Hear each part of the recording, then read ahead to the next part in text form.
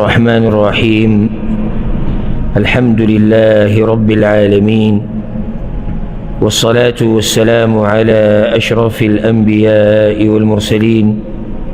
نبينا محمد وعلى آله وصحبه أجمعين. أما بعد،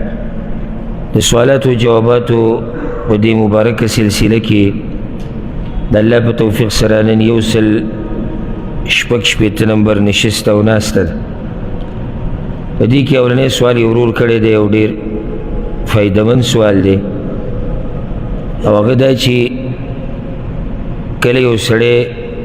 دویم رکعت اولنی رکعت نه بعد دویم تپاسي یا د دریم نه څلورم تپاسي او جلسه استراحت پکې کوي، نو په دې ټیم کې به تکبیر د ناستې په دې وخت کې وایي که نه کله چې ودرېږي تکبیر به وایي. او بله مسله که چېرته امام امامتي ورکوي یو ځای کې او هغه ته دا پته ده چې د خلکو ته د جلسه استراحت علم نشتی، نو که چېرته دی راپاسي د سجدې نه والله اکبر وایي او کینی نو خلک ودرېږي، ځکه چې هغوی ته جلسه استراحت پته نشتی، نو څه به کوي؟ جواب د دې مسلې هغه دا دی، اول دا خبره معلومول غواړي چې جلسه استراحت څه ته وایي. دې نه زموږ خلک زیات په دې نه دي خبر، ځکه چې هلته مسله دا ده چې زمونږ مولا زمونږ کتاب زمونږ مذهب، نو که په هغې کې یو مسله وایو موږ پې عمل کوو، که په هغې کې نه موږ پې عمل نه کوو. جلسه استراحت دا سنت طریقه ده د پیغمبر صلی الله علیه وسلم نه ثابته ده، او سنت چې ورته ویلی شي معنی ده چې اجر ورسره ډېرېږي، او که څوک یې ونه کړي نو مونځ یې ورسره نه خرابېږي. اگر که بعضو علماو ورته لازم ویلې ده، خو نه تحقیقي قول دا دی چې دا سنت طریقه ده. څه ته وایي جلسه استراحت؟ کله چې ته د دې اولني رکعت د دې دویمې سجدې نه سر راوچت کړي نو ډایرکټ به ودرېږي نه، کښې به نه الله اکبر کښېناستې بیا به ودرېږي. دا چې ودرېږي دې کې به الله اکبر نه وایي، الله اکبر به د دې کوم ټیم کې چې سر راوچتې او کښېني لږ معمولي کښېناسته دې ته وایي، معمولي کښېناسته دا چې ته ناستې معمولي سړی کښېني بیا ودرېږي. دغه شان د درېیم نه چې څلورم ته راپاسي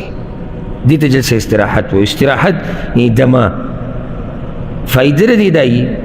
فایده. اول خو د ټول اولنۍ خبره بار بار موږ کوو چې که موږ ته د یو خبرې حکمت معلوم نه شي، څه خبره نه ده چې صرف موږ ته دومره معلوم وي چې الله ویلي او د الله پیغمبر ویلي دي. فایده د دې جلسې دایي چې سړی صحیح کینی او بیا په طریقه پاسي. او ځکه اکثر که تاسو له بوډاګان لیدلي یا چې چاته څه مسله یې دا ډوکو چې د سجدې نه ډایرکټ ودرېږي دوی ته ډېر مشکل وي،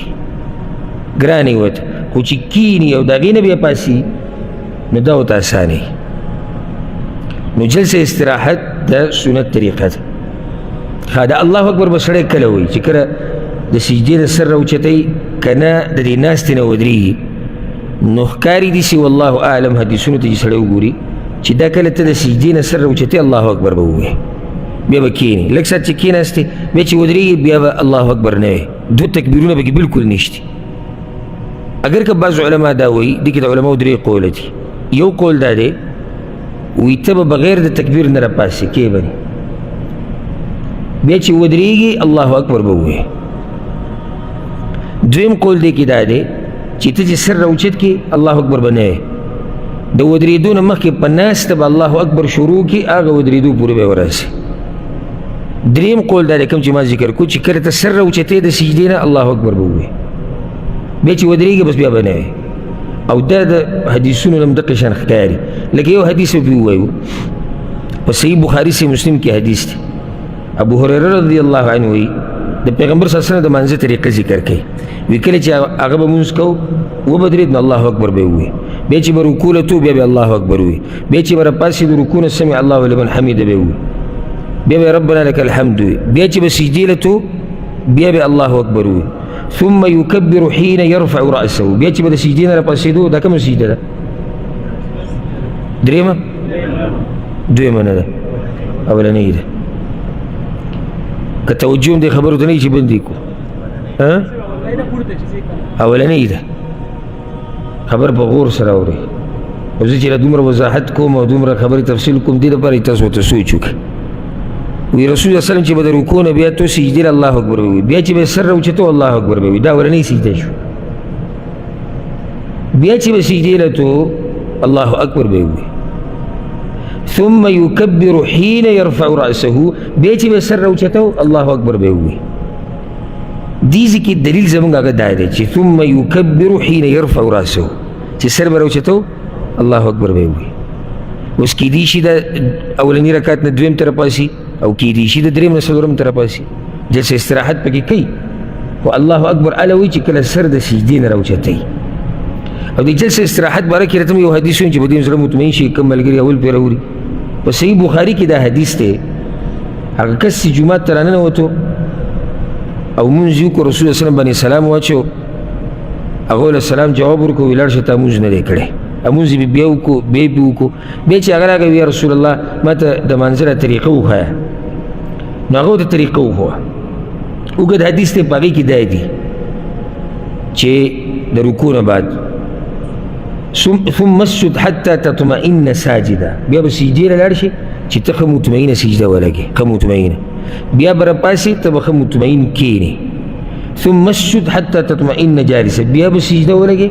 چې ته ښه په ارام سجده ولګې ثم ارفع حتى تطمئن جالسا بیا به پاسې چې ته ښه مطمئن کښېنې او دغه طریقه په ټول منځ کې دلیل کوم ځای کې دی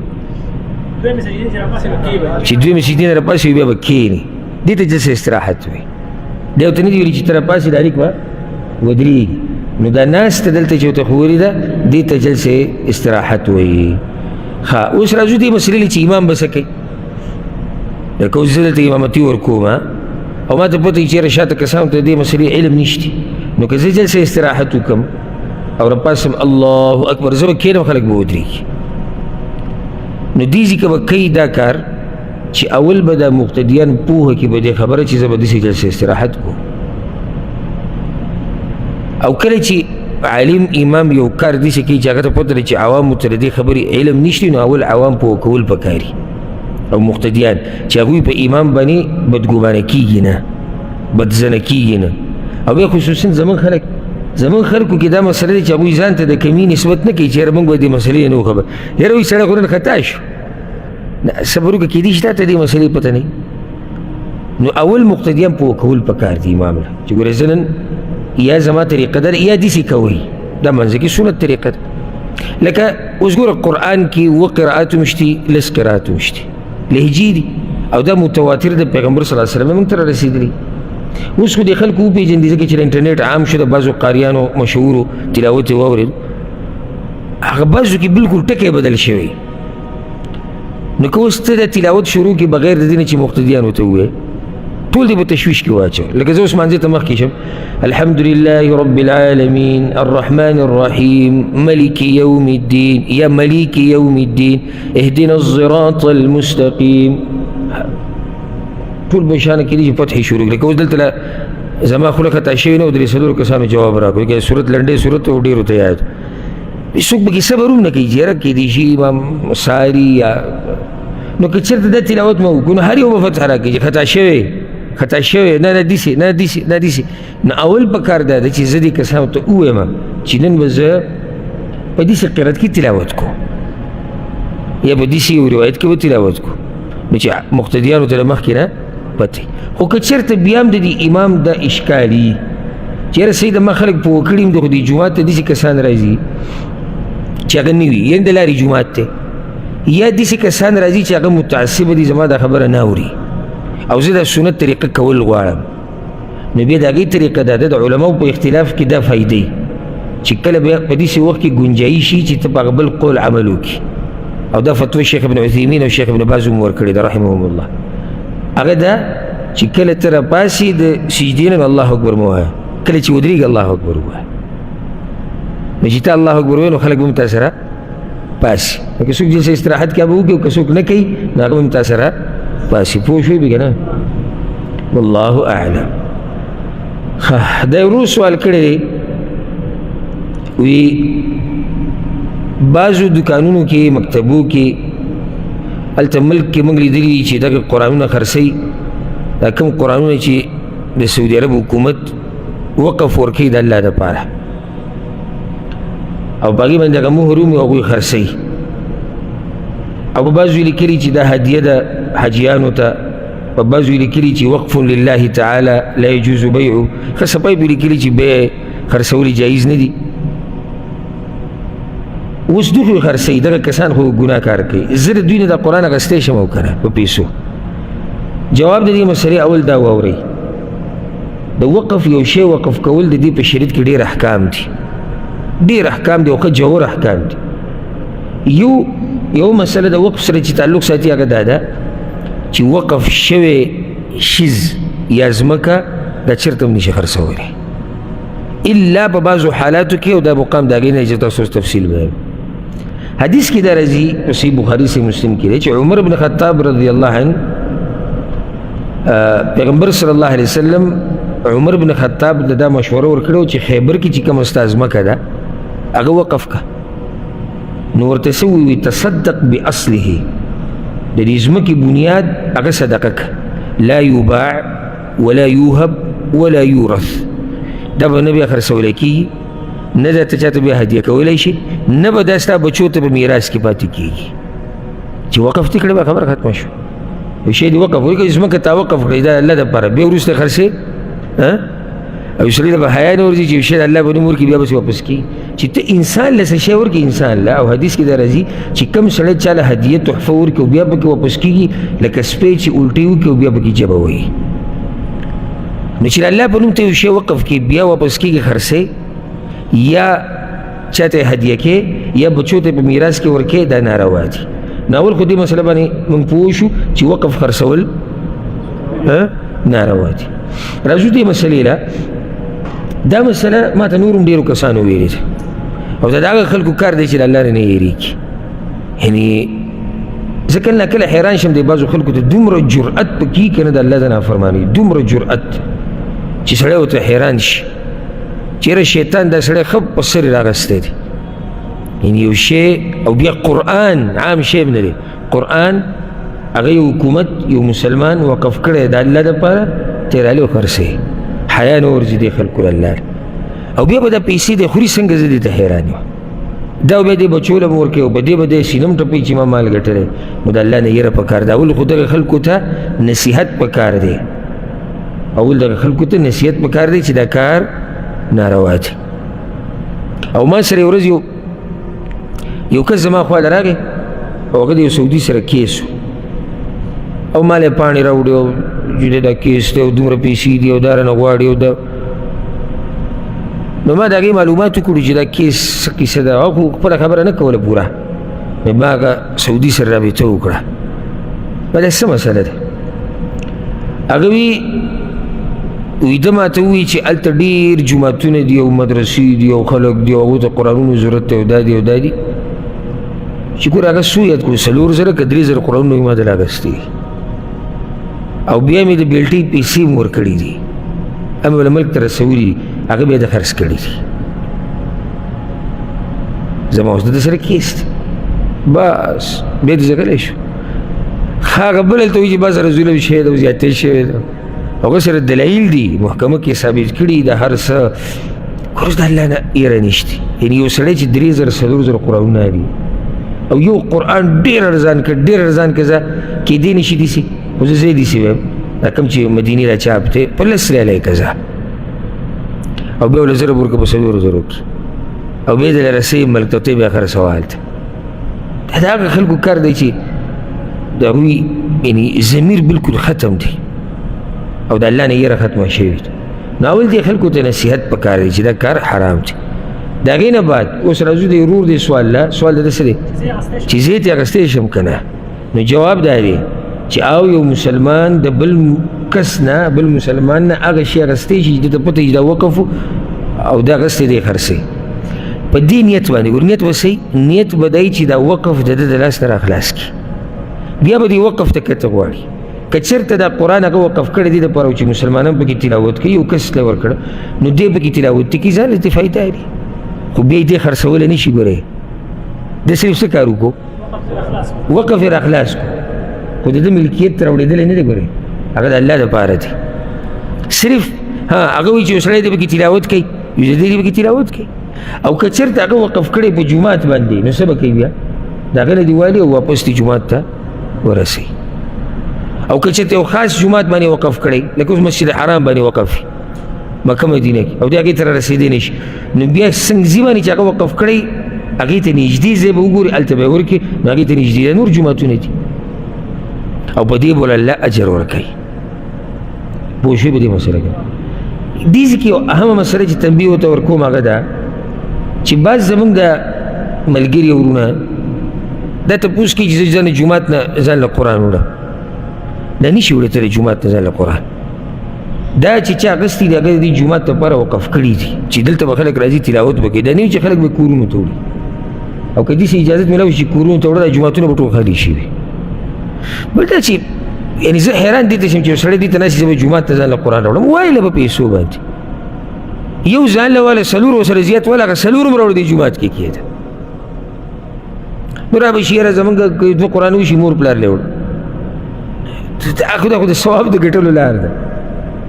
نو ته د بل ځای نه وقف رالی هلته وړې ښه یا جومات کې مثال کې کرسۍ وقف شوې ده جوماتونو کې کرسۍ پرتې په هغې بعضو باندې لیکلي وي چې را وقف ده دا ته د جومات ته نشي وړی جومات کې راهیل پروت دی خلک به کې د قرآن تلاوت کوي دا ته د جومات نه نشي ویستی او داسې پسې بیا ځه هر شی چې د کوم ځای لپاره وقف شوی او په هغه ځای کې ترې فایده اخیسته تا ته ګنجایي شي بس هغه ځای کې به ترې فایده لري د هغه ځای نه به بهر ته نه وباسي پوه شوې په دې مسله والله اعلم ها دا ورو سوال کړی دی دا که څه مخکې زموږ نه یو پیر دوه شی هغه دا چې کعبې ته که ته عبادت دی او که نه ځکه چې بعض خلک وایي کعبې ته چې هسې هم ګوري دا عبادت دی جواب د دې مسلې هغه دا دی ګورئ چې زموږ کار هغه د دلیل سره دی د شریعت د الله دی او چې الله کومې خبرې ته عبادت وایي موږ به ورته عبادت وایو چې الله ورته عبادت نه وي موږ ورته عبادت نه وایو ځکه چې موږ د الله بندګان یو زموږ سره دا اختیار نشته چې په دین کې د ځان نه څه کمې زیاتې وکړو او شریعت کې په دې څه دلیل نشته صحیح دلیل چې کعبې ته کته عبادت دی ها یو روایت کې راځي شیخ البانی په ضعیف الجامع کې راوړی هم دی النظر الى الكعبة عباده کعبې ته نظر کول عبادت دی سندن دا روایت کمزوری دی یو روایت کې داسې هم راځي چې دا انتهایی کمزوری دی امام دیلمی په خپل کتاب الفردوس کې راوړی دی په هغې کې دا دی چې 15 خبرې عبادت دی قلة الطعام لږ خوراک کول والقعود في المسجد بجمعات كي كيناستا والنظر إلى الكعبة أو كعبيتك كتل والنظر في المصحف أو مصحفتك كتل قرانتا والنظر إلى وجه العالم أو ده عالم مختكت دي كده بعض خبري سيدة وبعض غلطي وده خبري سي كعبيتك كتل عبادته ده كمزوري إذا كي دي روايتهم سند كمزوري ده بلوم كمزوري ها يو وقت كده دينا عبادت جوري ديش كم وقت لا نه نه خو بیا کومه مسله شو کعبې ته کته شو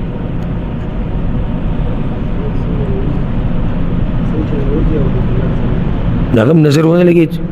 نو چې نظر ولګي موږ خو چې نظر لګېده عبادت نه دی کعبې ته کته عبادت نه دی یو وخت کې عبادت کېدی شي چې ته د سوچ او د فکر په نظر ګورې د الله عظمت ته ګورې الله ذات را یادې نو دا عبادت دی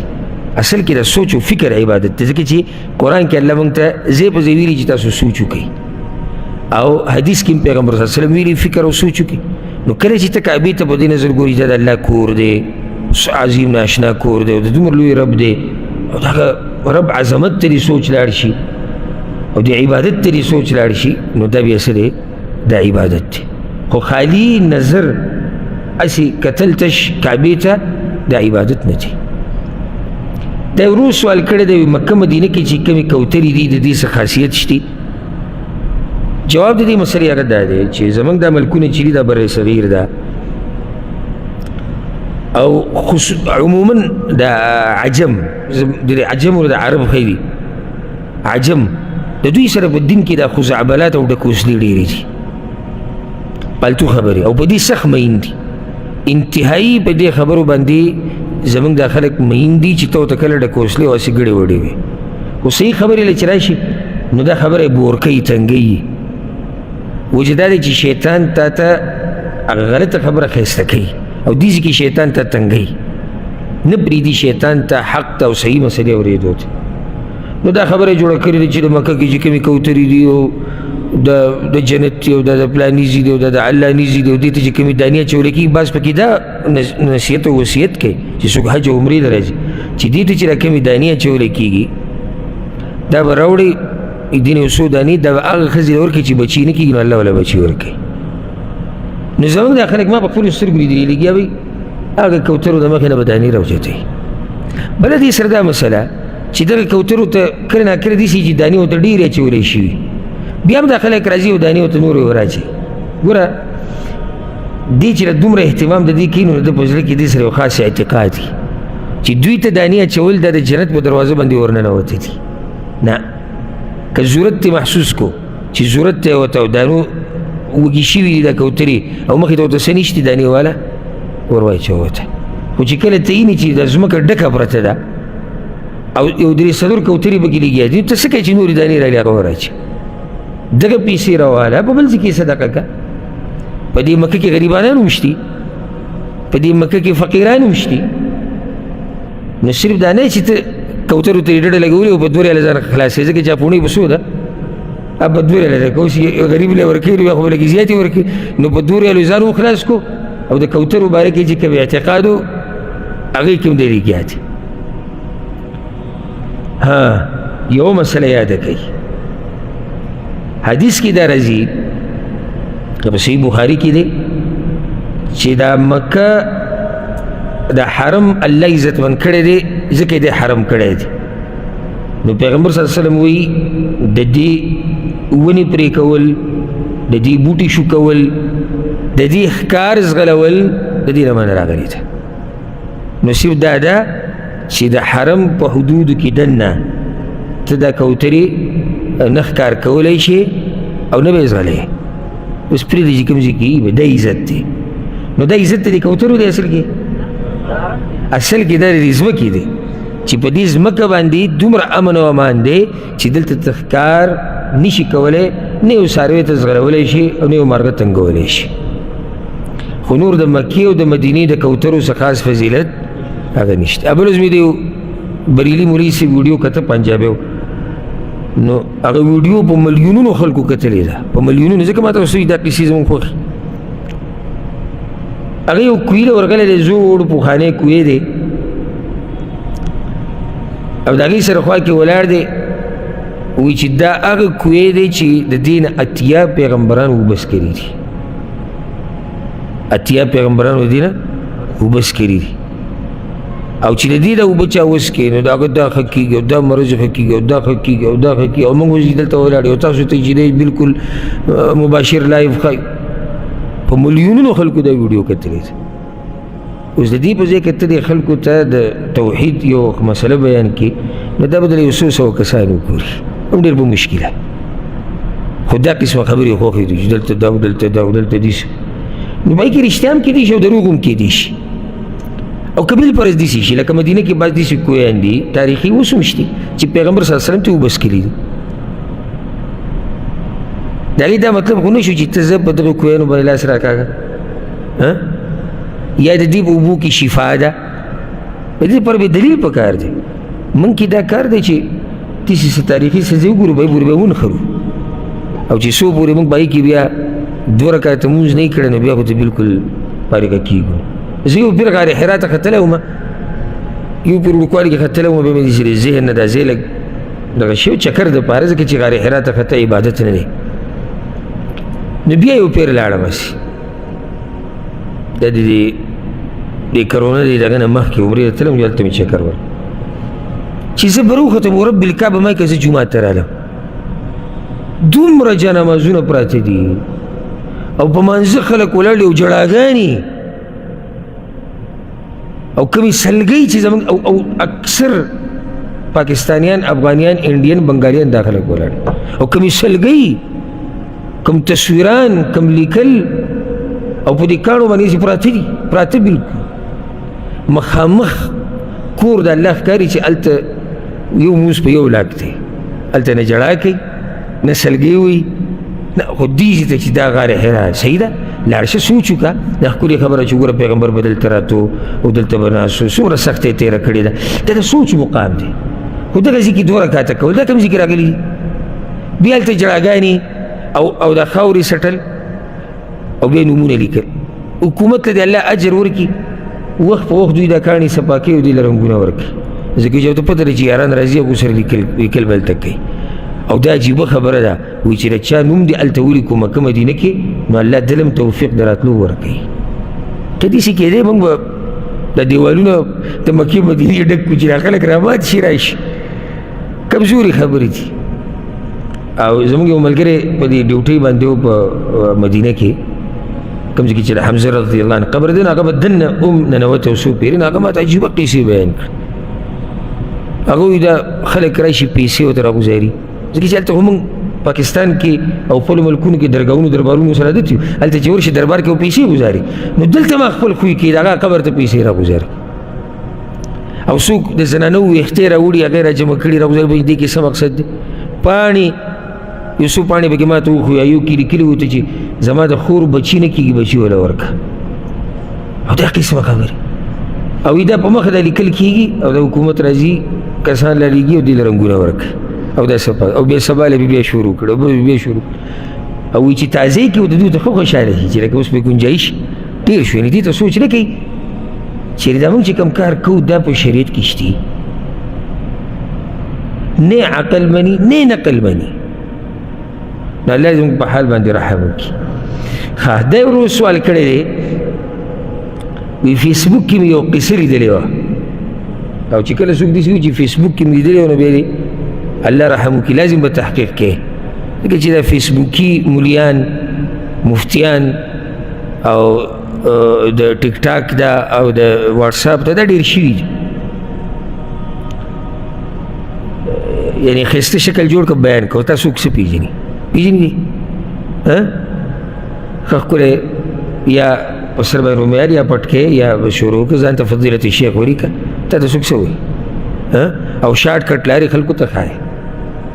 مشهور بشي واټساپ ګروپ به جوړي ما دا کسان اکثر به دې ګروپونو کې وراچي نو ما خپل نمبر بیا بند کړو چې ما څوک ګروپ کې نشي اچولی د پلاني شیخ ګروپ او د پلاني ګروپ او والله که یو پکې هم پېژنم او سوال به راغلی نو او د هغه جواب به راغی سوال به راغلی د هغه جواب سوال به راغی جواب به راغی جرأت په فتوا باندې او بس روانې دي او لازم خپل اشتهار خو پکې لازم کېږي یعنی بیان ورکوي زموږ جي د واټساپ نمبر دا دی او زموږ جي د ټلیفون نمبر دا دی یو خو پکې دی پاکستان کې هغو سره د بینکونو اکاونټونه هم ورکوي 3 اکاونټه په د بینک هغه په ویډیو کې داسې ځي راځي اوس ما ته دا پته نشتي چې د بینک اکاونټ ته به بیان له پاسه سله ورکوي خو پوه شئ که نه پټه اشاره ده شوړه پکې راوړئ که نه پرې کې بیان اوري دا خو موږ کوو والله چې دا الحمدلله والله دې موږ په دې باندې مرګه پوره قایم دایم ساتي او ځکه بعضو کسانو سره قدر د دې مسلو نه وي ځکه چې هسې ورته بیانوو لله فی الله نو دا ولې د واټساپ نمبر پکې دی دا ته حقیقت هم کېدای شي بعض کسان په دې سره خفه شي خو چې کم خلک برابر هغه به نه خفه کېږي د واټساپ نمبر ته څه ضرورت دی او د رابطې نمبر ته څه ضرورت دی ته دومره کم دي چې د امت مشهور عالم او تا ته چا ویلي ته بیان کوه او تا ته چا ویلي ته فتوا ورکوه تا سره د کم عالم تزکیه ده کم عالم ویلي چې ته تکړه عالم یې ته بیان کولی شي هر سړی لګیا ده بیان نه کوي که په لاره باندې ولاړې ګاډي کې سامان خرڅوي هغه هم دین بیانوي که دکان کې ناست تجارت کې هغه هم دین بیانوي که نیمچه مولا دی یو هغه هم دین بیانوي که حکیم دی یو هغه هم دین بیانوي او بس هلته اسانه طریقه ده که ده نو فیسبوک کې دا قیسې ډېرې نشر کېږي او دغه خلک بیا نشر کوي ډېر او چې بیا ورسره دغه هم ساز ولګوي دی ورته پروت دي سترګو نه اوښکې راواتي او یو قیسه روانه اوس قیسه دلته دا ده وی پیغمبر صلی الله علیه وسلم چې کله مکه فتح کړه دې قیسې ته ګوره دا راته دغه شان بیانوي ورسره دغه هم ساز هم ولګوي پیغمبر صلی الله علیه وسلم چې کله مکه فتح کړه نو د کعبې د دروازې سره ودرېدو او تپوس یې وکړو چې بلال کوم ځای کې دی رضی الله عنه بیا وی چې بلال رضی الله عنه راوغواړئ وی چې کله راغی نو قریشو ته وی چې ای قریش ما ته هغه ورځ یاده ده چې کله به تاسو دته پړی اچولي او دی به هم د مکې په غرونو کې راښکودو. نو رسول صلی الله علیه وسلم ورته ووایي چې بلاله ورننوځه کعبې ته او زما سره په کعبه کې دننه نن صرف ته مونځ کې بل څوک به نه او بیا بلال ته ووایي چې په دې کعبه له پاسه ودرېږه اذان وکړه. وایي چې کله بره ختو نو ختی نه شو نو نږدې ابوبکر صدیق عمر بن خطاب ولاړو رضی الله عنهم نو د هغوی په اوږو باندې خپې کېښودې او بره وختو. نو په هغه ټیم کې ورته رسول صلی الله علیه وسلم وایي چې بلاله په الله مې دې قسمي دا کعبه د الله په نزد ډېره عزتمنه ده خو ته د دې کعبې نه نن زیات عزتمنې. نو ضرور وایي چې دا قصه شتي او که نه. الجواب دا قصه د کتاب البطن په 2 جلد 14 صفحه کې ده. دا سره څوک به رښتیا ووایي کتاب البطن د خېټې کتاب د هغې په 2 جلد په 15 صفحه کې ګورئ. نه له دې سر شتي نه خپې شتي بلکې زه به راته پکې داسې جملې وښیم چې هغه دلالت کوي په دې باندې چې دا قصه باطله ده. لکه پیغمبر صلی الله علیه وسلم وایي چې بلال چی شو او بلال دې ما سره نن وایي صرف منظره. نو دا خو غلطه په دې ده چې په دغه ورځ خو کله چې رسول صلی الله علیه وسلم مکې ته ورننوتو نو بلال رضی الله عنه د هغه سره و بلکل جو. نو څنګه اواز کوي چې چی شو بلال. دویم صرف هغه مونځ نه دی کړی ورسره دننه اسامه بن زید عثمان بن طلحه رضی الله عنهما د دوی باره کې هم راځي چې دوی په هغه ټیم د پیغمبر صلی الله علیه وسلم سره کعبه کې دننه ولاړ او حدیث په صحیح بخاري صحیح مسلم کې دی چې پیغمبر صلی الله علیه وسلم دته خلاصه بیان کړي چې پیغمبر صلی الله علیه وسلم د فتح مکې په کال چې مکې فتح کړه کعبې ته ورغی عبدالله بن عمر وایي او اسامه ابن زید رضی الله عنه د سره شاته په سورلۍ ناسو ومعه بلال او بلال وسره وعثمان ابن طلحه د کعبې سره هغه سورلۍ ودروله بیا عثمان ته وایي چابي راوړه د کعبې چابي راوړه دروازې کوله وکړه فدخل النبي صلی الله علیه وسلم پیغمبر صلی الله علیه وسلم ورننوتو واسامه وبلال وعثمان او دا سره ورننوتو ثم اغلقوا عليهم الباب او بیا دروازه په ځان پسې بنده کړه. دا صحیح حدیث کې دي هر چې بره ختلي کعبې ته نو دا په بعضو اثارو کې راغلي دي چې پیغمبر صلی الله علیه وسلم چې کله مکې ته ورننوتو نو بلال ته ووایي چې ته بره وخېږه کعبې ته او اذان وکړه. نو هغه بره ختلی او اذان یې کړی. اوس دې باره کې دا نشته چې د ابوبکر صدیق او د عمر بن خطاب په اوږو خپه یې ښودې وه او که دی به بله څه طریقه ختلی و الله اعلم. خو دومره راځي بعضو اثارو کې چې اذان یې د کعبې په سر باندې په چت باندې کړی و. دا یو ورو سوال کړی دی چې د جوماتونو کې ځان له دا ځای نیوه دا څنګه دي؟ دا ډېر اهم سوال دی. ګوره جومات کې ځای نیوه په 2 قسمه دي. یو هغه چې جایز دي. جایز دپاره 2 شرطونه دي. یو چې لږ ساعت دپاره ته جدا شي. لږ ساعت دپاره څنګه لکه ناسو او داسې باد شو یا قضای حاجت لوره یا اسې معمولي ورخ وشو راځي نو دی چې راشي دی حقدار دی د قضي. او حدیث کې راځي صحیح مسلم کې حدیث دی چې تاسو کې یو سړی د خپل مجلس نه پاسي او بیا واپس راغی نو دی د هغې ډېر حقدار دی. اوس ګوره دې کې 2 خبرې شوې. یو دا چې دی واپس راځي. دویم دا چې څه ضرورت ورته راپېښ شو مختصر دی لاړ. دا نه چې لاړ واپس راځي واپس سبا هم راځي واپس وایي زه 2 ورځې بعد هم راځم. چې دا خبرې پکې وي نو بیا دې ځان له ځای نشي نیوی. او که مختصر ضرورت وي جومات کې ځان له مثال کې بهر ته وتو د اوبو بوتلې پې کېښودو لاړ ووتو یا څه کپړه یې کېښودو لاړ ووتو او راځي واپس نو دی د دې حقدار دی چې واپس راشي دغه ځای کې به کښېني.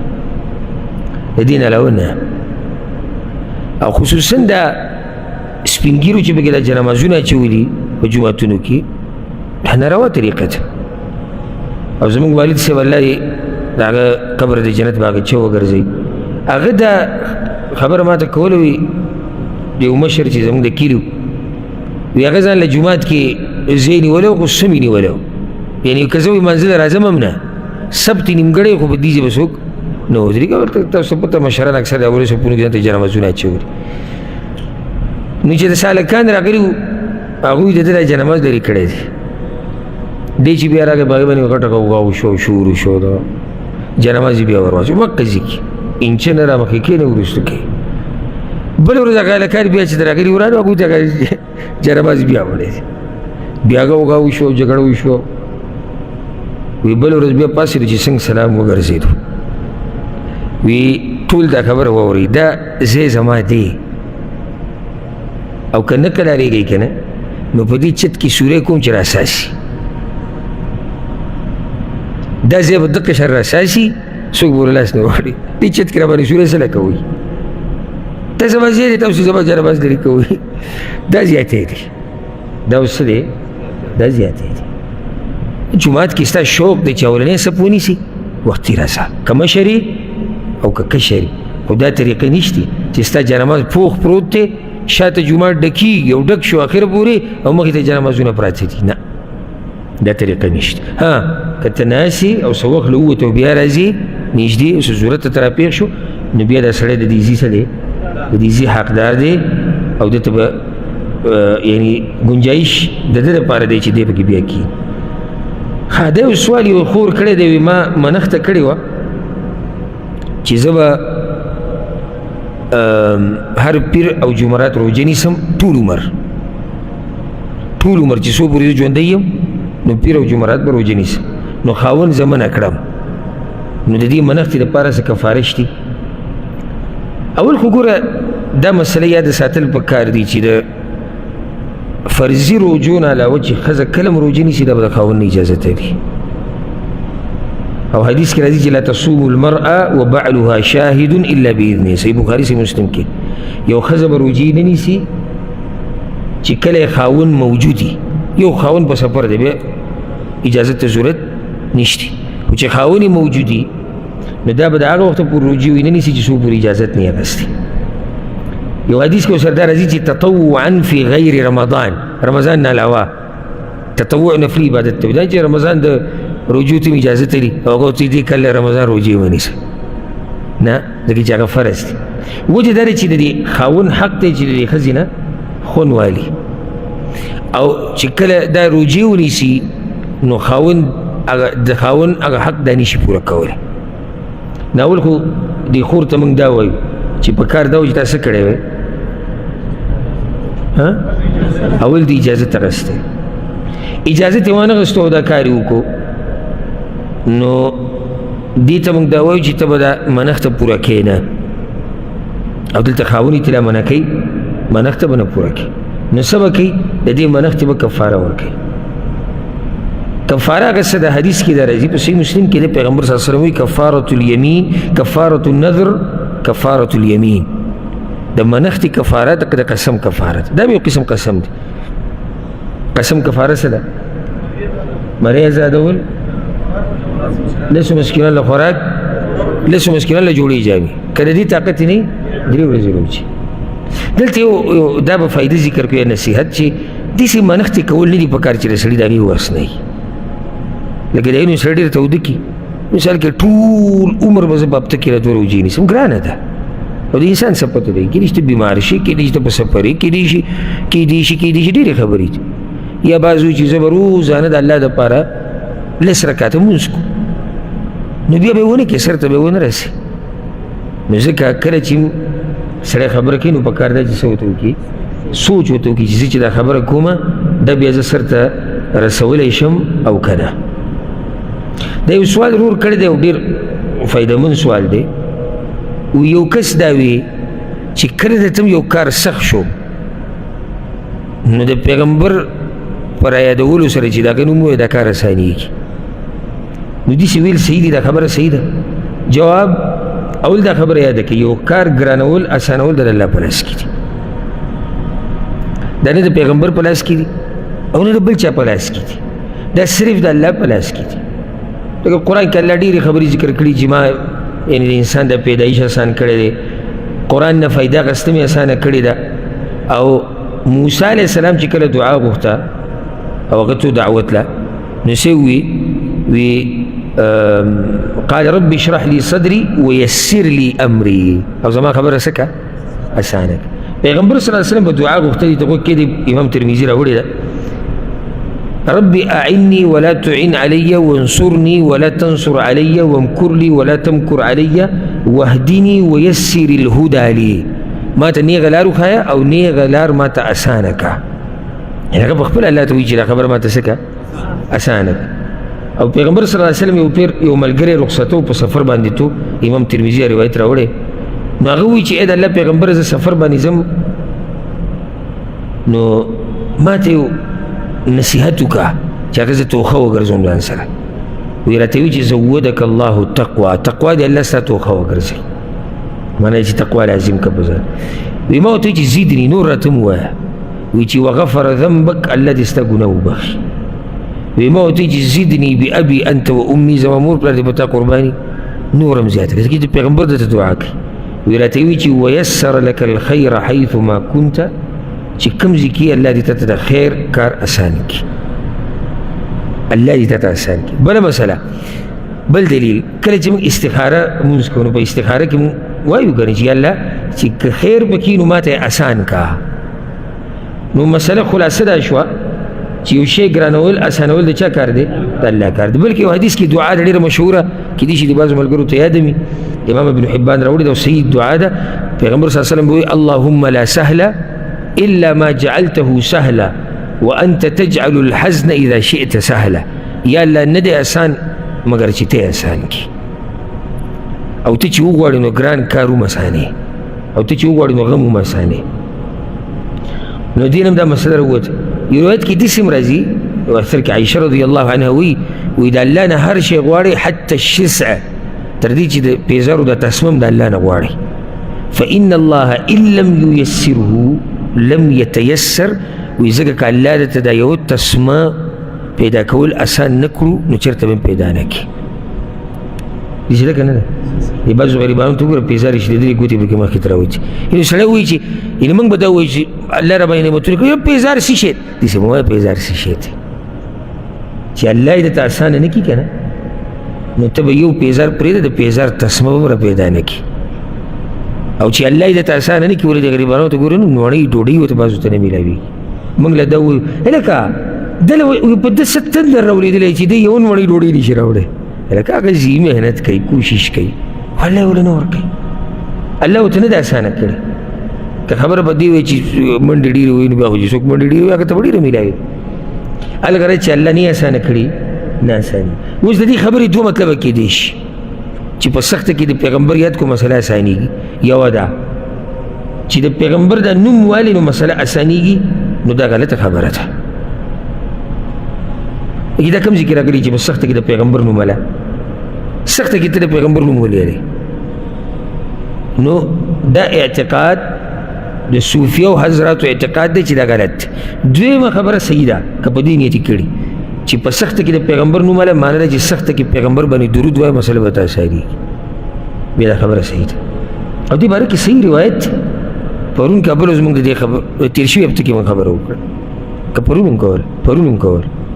حديث أبي بن كعب رضي الله عنه جاء كلا پیغمبر صلى الله عليه وسلم تويقا